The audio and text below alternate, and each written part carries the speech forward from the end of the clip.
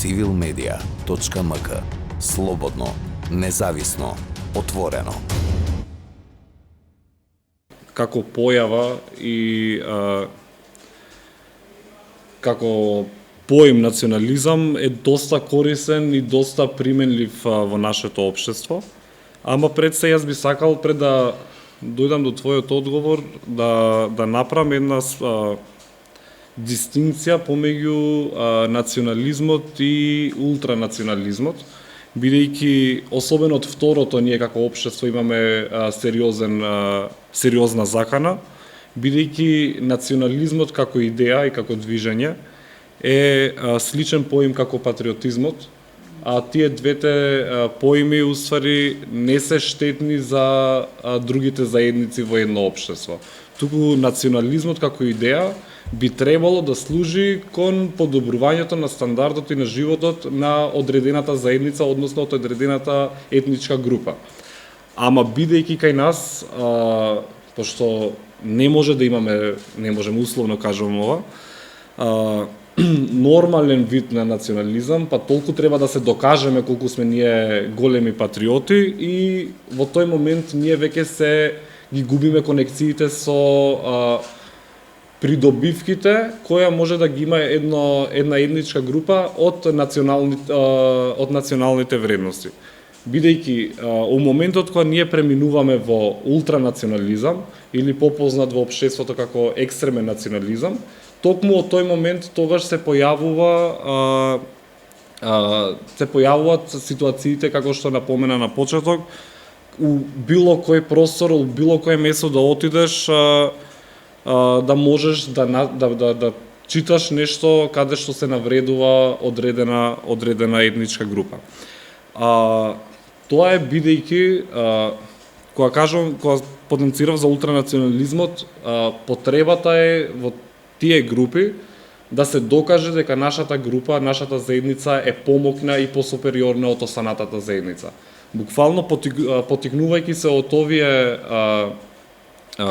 овие вредности нивни, е задолжително на некој начин за нив да се докаже дека еве ние сме супериорните, ние сме најдобрите, најмокните, не знам си што, и потоа да се омаловажуваат останатите етнички групи. Причини зошто постои ултранационализмот конкретно кај нас, не е од една причина, не е од еден извор. Да има еден извор, полесно е да се третира, бидејќи знаеш од каде потекнува проблемот, па ќе се справиш со тој проблем. Тука има повеќе чинители кои придонесуваат кон овој вид на ризичен национализам. Почнувајќи од секојдневната политика, од недостигање на доволно содржина во образованието, како да се направи една дистинкција помеѓу национализмот и зошто не треба тоа да премине во екстремен национализам и кои се последиците што може да се случат, односно да се применуваат во другите заедници од нашето општество. 2008 или 2009, не сум сигурен која година, имаше од страна на Министерството за образование донесена одлука, стратегија за меѓуетничка интеграција во училиште.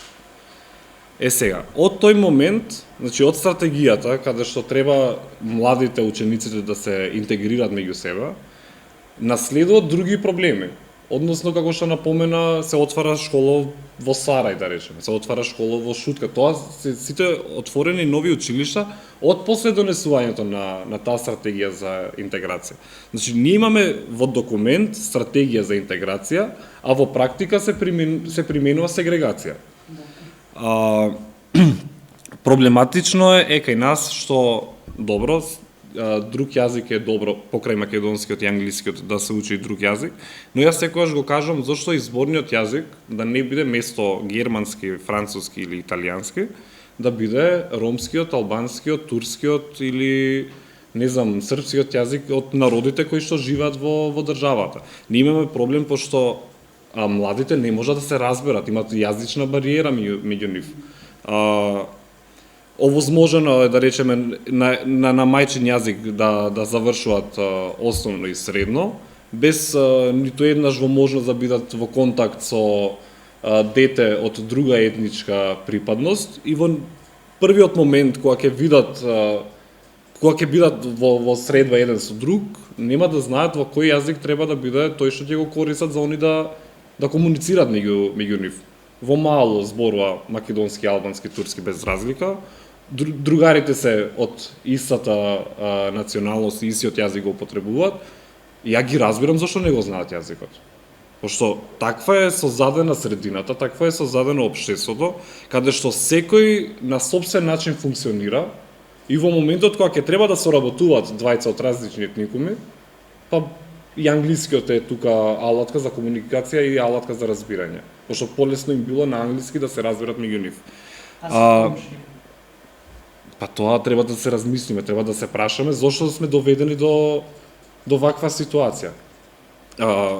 За жал, многу често, ако не и секогаш, првите бариери, етнички бариери кај младите се прекршуваат во семинари организирани од невладиниот сектор.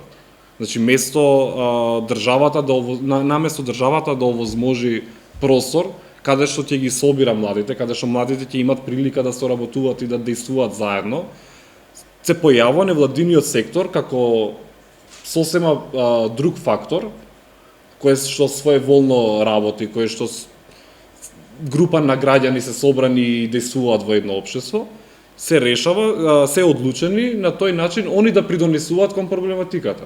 Бидејќи во случајот, очигледно, институциите немат интерес од овој проблем да биде решен.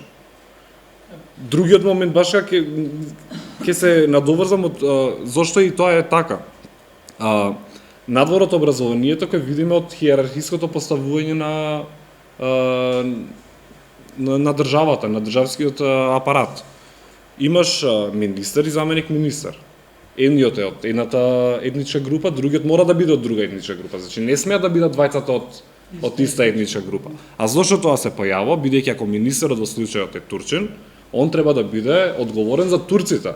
Ако заменик министерот е ром, он треба да биде одговорен за ромите. И давам примерите да не бидеме, пошто кај нас често интеграција мора да бидат албанци и македонци. Значи останатите да не се луѓе кои не го осеќаат проблемот. Туку ако албанците и македонците се во добра насока, тогаш решено ни е проблемот со меѓуетничката интеграција. Значи во моментот кога ти не функционираш како тим, туку функционираш како одговорен за етничката група и другиот колега е одговорен за неговата етничка група, од тука ти се појавува проблемот. Тука ти е проблемот.